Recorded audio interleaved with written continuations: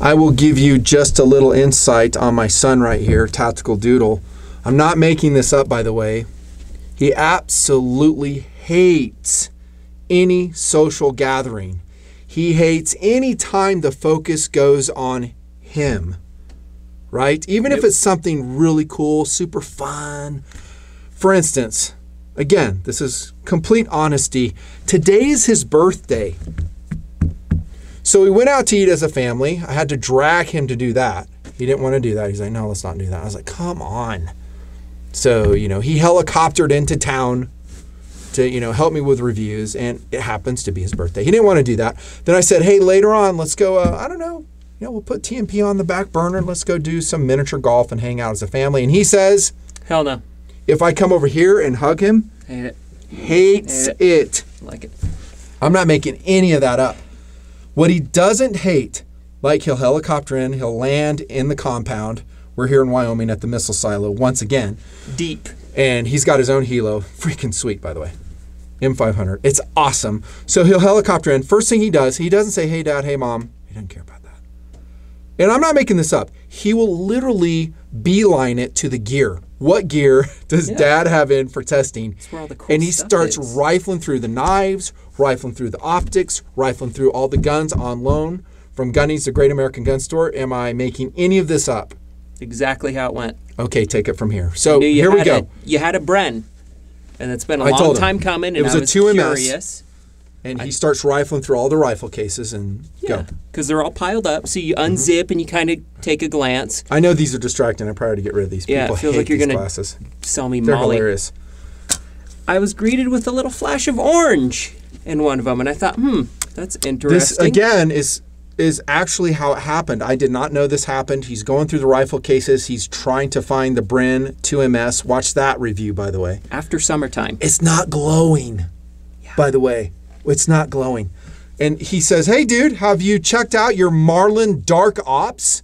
I was like, yeah, I just put it in the case like a week ago. He's like, check this out. Look at that. It is heavily rusted, dudes. Where's our backing board? Heavily rusted. I'm like, what? He's like, yeah, you're looking at it right here. We did not take the rust off for this bunker review. When I saw that, my first thought was, oh, that's kind of a cool idea for a Cerakote job. Paint it up, make it look faux rusty. There we are on tabletop again. Look at that. Oh, that's so awesome. You know, show him the side of the receiver, too. You make it look like something you dredged out of a swamp. Look at that. It looks like it went saltwater croc hunting, that it got salt water sprinkled on it. I was astonished, really. I was like, what the heck? I couldn't believe it. I was like, how did that rust? And we have to start the bunker review off with this because it's so obvious we cannot show you the gun. And we decided to do this bunker style because it's fun. Yeah, and here's the deal. Okay, we'll start off with this rust problem that we found in, I guess, testing here in TMP. It didn't go out in a wet environment. That's what's crazy. It didn't get rained on. The last outing this went on was with Mrs. Nut and Fancy and myself in the Wolverine X4. We took it to about 10,500 feet in the mountains, since we can access those places in the summer here in Wyoming. And, we shot it. We shot like 100 rounds up there. You'll see some video of that, and we had a great time with it. And it wasn't raining. It was sunny. It was like warm up there, like 80 degrees, which is unheard of at that altitude. And then I put it back in the case and didn't think anything of it, and then here we go. And it's not that humid, just ambient around it. It was in a case. Relative humidity perfectly protected. has been like 20%, 30%. Now, did I wipe this with oil off? No, I didn't. But the Marlin 336 Dark Ops, as they call it, is that what that is called? Dark Ops? Yeah, Dark Series. Dark Series. It's parkerized. So this is not matte bluing. This is parkerization, and I've never seen this with parkerization. Have you? Mm-mm. So we've shot a lot of World War II guns before. M1 carbines, M1 Garands, 1903s, Enfields. We've cased them up. We've done it in the rain and snow. We dry them up before we put in. Have you ever seen a rust problem? Never. So WTH, Marlin. WTH, man. The first thing we'll launch out of the gate with is improve your coating. Now, you might say, well, you should have, parkerization holds oil. You should have oiled it up. And, that's a fair observation. But in dry weather, I've been doing this gig for a long time. I've been in guns my whole life. No. When it rains, when I take it out in the jungles of Iwo Jima, Okinawa, then I will oil up my gun, just like the GIs did. But no, not when it's in dry conditions. We're astonished. So the first recommendation I would say to Marlin is get rid of this parkerization because it's crap. Judging from what I'm seeing, it's total crap. What I would do is probably Cerakote it in black. Although that will wear and tear, and guys will complain about that. Yeah. If you end up getting one of these, keep it oiled up, obviously. So keep it oiled up. Unbelievable. If you live in Texas, Alabama, Louisiana, and you have one of these, this is your future right here, says us. If you just neglect it even partially.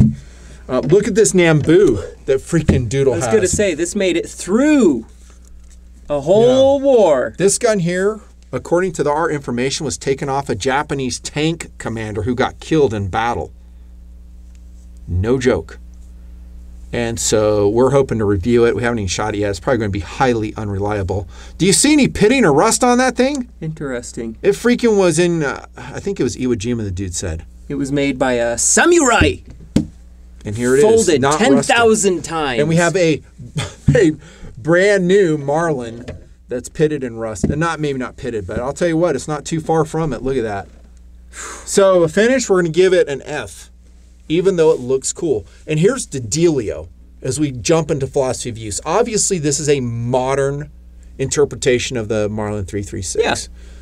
So, and look on the background. What do we have? We have our, 1950s era Marlin 336. We used it on tabletop. It is fabulous. Do you see any rust on that? Nope.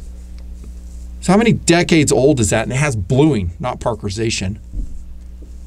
Sorry, I'm just ranting about this coating thing. It just irritates the crap out of me. It's crazy to think that's a modern gun. And it's not cheap. It's not. I know there have been, in the past, other manufacturers will do like a dark edition of old stuff. Like I've seen some Thompsons like that, and they pump them out the door for dirt cheap. Right. It's supposed to be a more budget variation. This is not priced cheaper than the competitors. It's not priced cheaper than the rest of the lineup. Right, it's not inexpensive. I'm not getting $400 off and go, okay. Do you want these shades so you don't get blinded? No. What I was going to say, too, is that it is a modern take on this, or a modern Marlin 336, which is a hunting gun. Go look again at our original Marlin 336 tabletop review, I believe. We talk about the philosophy, a little bit of the history of the company, a little bit of the history on how the gun came to be and how it compares against an not 1894, but a Model 94 Winchester. So what Marlin does with this is we're going to tacticalize it. We're going to paint it black. These are still wood. This is still wood furniture. So this is like stippled, black-coated hardwood. Same for the stock, so it's not synthetic. I don't have a problem with that, by the way. That's fine. It looks tactical, right? It has a freaking threaded muzzle on it, 5/8 by 24, so it can take a can on it. I like That's that. cool. It's got ghost ring sights, XS ghost ring sights. It's got a freaking pick rail on the top. Yep. The message being sent is this is a can-do freaking zombie killer. Am I wrong in that message? It's a California carbine. Just don't sneeze on it because this is what's going to happen. Don't sneeze on your dark series, your dark ops Marlin. For real. Yeah, they need to put a much better coating on this. I mean, freaking put some melanite on FNC it. Yeah. Something that's really durable. I mean, don't market it. This seems like a gun that is, at least in terms of finishing, not performance, but finishing, it's all show and not so much go. Because a gun like this, you should be able to take in a marine environment and not worry about it too much. There's people literally out in the bayous of Louisiana hunting with a Marlin 60. They don't have the rust problems this thing has. And that's like an inexpensive 22 autoload or 2-fed autoload. I know because I've met those people. I look at their gun and I go, there's a little bit of rust here and there, but it ain't that bad. They'll spray WD-40 on it like once a week, and they're like, it's good. It's the lube of champions. It's the affordable, available lubrication, as it has been for me for years as I'm testing. Okay, I'm going to put that away. We've discussed it. There it is. Let's pretend it's not rusted for the rest of this. There are some disadvantages if you go with this version over something like this. Again, this is the premium version from the... Here, you show them, Doodle. This little beautiful, beautiful gun right here. And it's wearing my receiver Williams sight on it, which I mounted on there to make it absolutely accurate and fun to shoot. I mean, this is an old school one. Now, the modern production 336 is not like this. It doesn't have the bluing, the fit and finish, the beautiful wood to metal fit, the second cool factor of these older Marlins. We've discussed that. You lever gun fans and TMP, you guys know this. But I think the modern production wood, blued and wood one is still good. Yeah. They dipped in quality for a while, then they came out of it, and it seems like the ones coming out of the factory, last ones I checked, were decent, and they are recommended. When you go with a dark ops, I keep calling it dark ops, a dark series, you're not getting that. You're getting probably what a lot of people would think is a blasphemous gun. You're like, why would you ever put a pick rail and thread the barrel on a lever gun? And TD and I said, it's cool. It is cool. It's cool. That's why. I was attracted to this when I store walked gunnies. I was like, oh, dude, they got the dark series. I want to test that. It's awesome. It's not that much different from what we shot already, but I love the looks. I love the idea that I can put a red dot. I'm not sure why that damn pick rail comes out so long, though. It's for big optics. Well, maybe night hunting hogs or something, so you have piggyback optics. I still don't like it, though. It adds weight to it. And the weight on this is, I'll put an annotation because I didn't write it down. It's not super light, though. I think it's about the same weight as a 336. 7.65 pounds. Okay, there you go, 7.65, so it's okay. It's okay. Chambered in 30-30. We love that cartridge, mid-powered cartridge, all the stuff we talked about before. You're going to lose rounds capacity on this, though. It's a 5-shot. Obviously, this tube is longer. It's going to hold more rounds on your regular 336. And we'll get to, you know, would I buy this or not here in the end. But remember that. And it was a thing. So when we were testing it, Sean, the TMP or TD helped me test this. Well, it was a thing. I mean, we ran out of rounds really quick in this. It was surprising. Yeah. And we're like, holy cow, man, not more rounds? And it just is what it is. That's what you get when you get a shorter barrel. It's just a 16 1/4 inch barrel on the Dark Series by Marlin. Parkerized. Again, we talked about the rail and the ghost ring sights. I love the ghost ring sights. I think they're fantastic. They're fast. They're meant for fast acquisition, brush hunting, kind of CQB. We shot this and I lost the paper. We shot it at 50 yards and our groups were okay. Yeah. I mean, our groups were like, not like that. And that's okay with iron sights, and we didn't put a red dot on it. Maybe I should have. Or I would like the high-vis insert of the others. Marlin's got a couple other ones where it's got wasn't it orange? Yeah, so this is just a white blade right here is what he's talking about. And that's better than a pure black blade, so you do have some contrast. But yeah, I like high-vis. Maybe not fiber optic, not fiber optic, whatever, but it would be nice. There's your threaded muzzle. Nice threaded cap they have on that. See how that's kind of shaped to the muzzle, so it's not big and fat and goofy looking like some of them are. That's good. We didn't run it with a can, in case you're wondering. There's your sling swivel.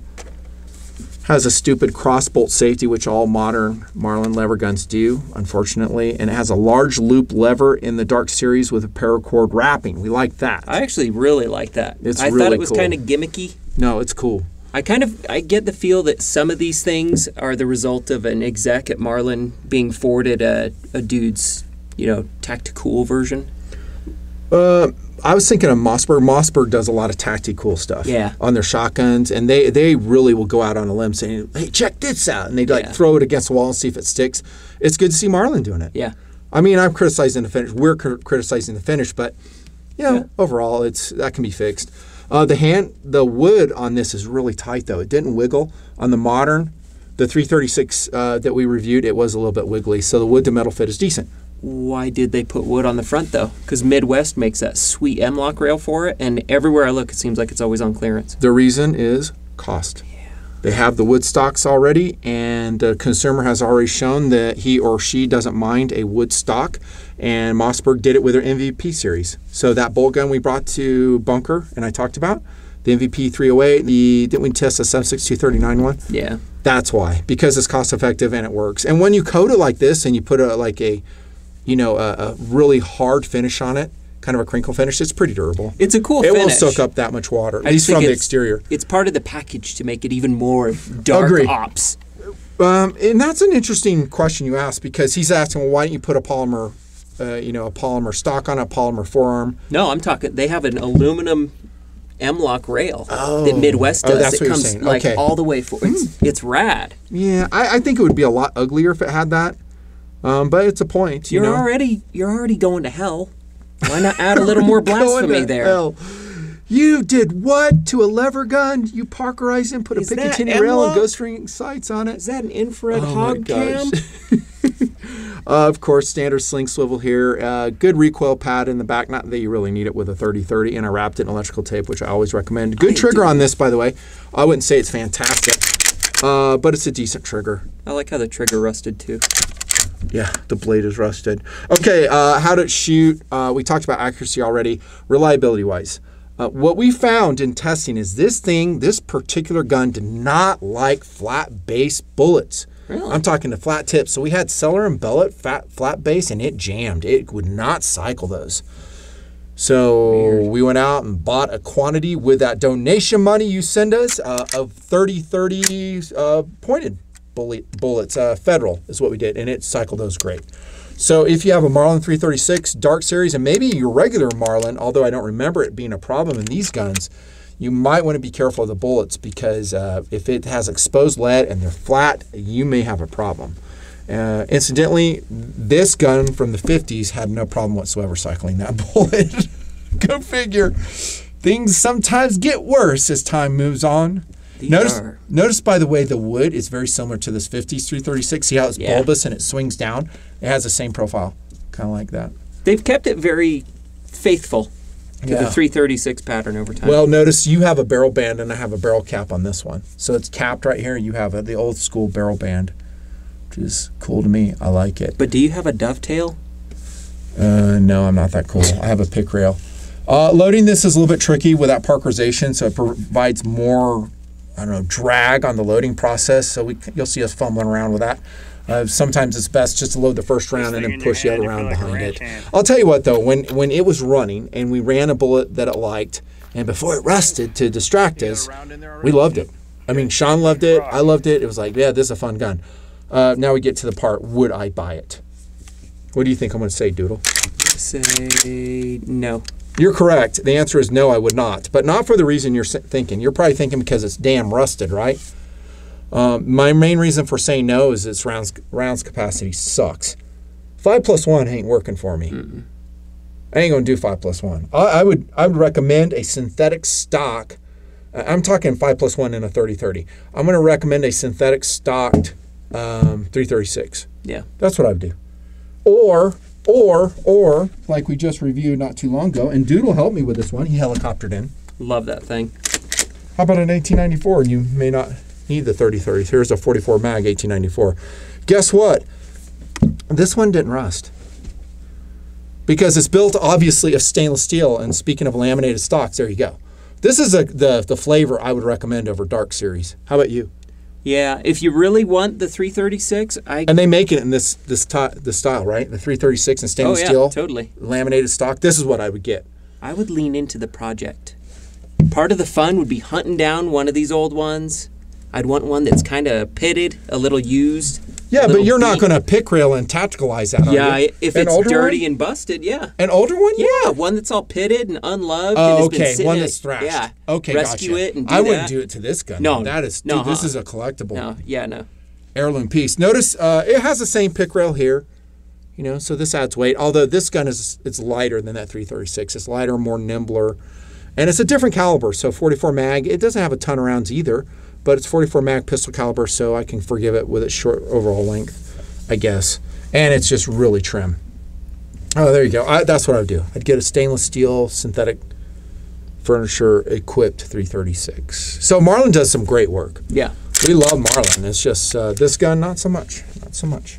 And it's a little bit surprising. There you go. That's our review. Any last words before you climb to your helicopter and go away for another month? It's a rare miss. It's a little depressing, but I'm glad to see the 1894 have yet another reason to buy because I love that thing. It's awesome. I mean, if you get a Dark Series and you obviously, like we said, you take care of it, you won't have those rust problems even as it's configured. Put a can on it, be happy. But in 3035, it makes me sad. Yeah.